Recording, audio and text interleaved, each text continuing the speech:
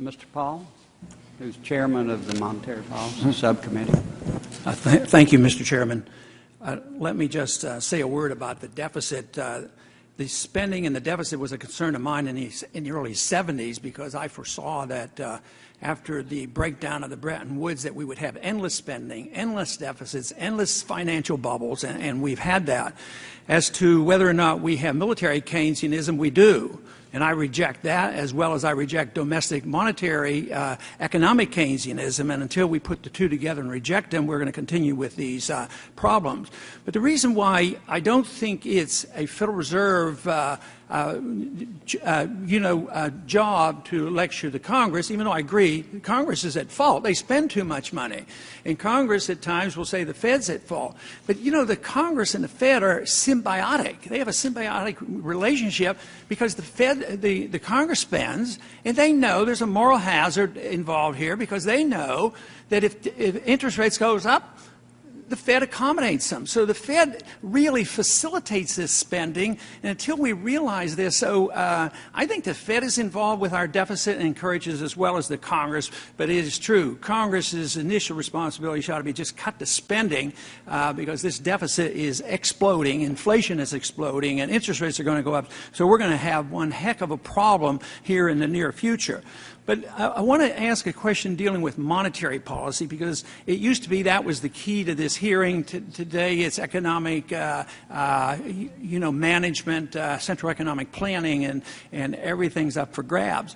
But monetary policy, of course, it was stated that the job of the Fed is to give us stable prices and full employment. But if you look over the last 3 or 4 decades, there's nothing stable about it. And look at unemployment today. If we were honest with ourselves, if we look at all the people who no longer look for work, it's over 20%. And to pretend that it's going down and everything is rosy, I think we're deceiving ourselves to think that is happening. So I would say it's a total failure. And one of the reasons a reason I'd like to suggest and get your comments on is how can you manage monetary policy, which means to manage the dollar, if we don't have a definition of a dollar? I can't find in the code define what a dollar is or a Federal Reserve note, and everybody knows a Federal Reserve note is a dollar. You create a note, which is a promise to pay, and that's another dollar. So the more debt you have, the more dollars you have. But I'd like to know if you know whether there's a definition of a dollar and when it became known that a dollar was a Federal Reserve note. I want a definition of money. That seems to be the real job. We want a measurement of value. And this is the reason that I believe that we made a big mistake by declaring fiat money, paper money, would be our measurement of value. There's no way to maintain, an interest, a true measurement of this. You know, if you look at what the stock market, if you bought the stock market in the year 2000, the index, it would have taken 44 ounces of gold. In 1980, it would have taken 1.5 ounces of gold.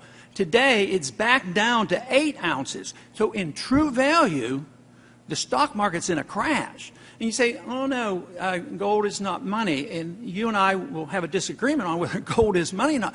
But the Fed holds gold, the Treasury holds gold, central banks hold gold, and my opinion doesn't matter either because it's history.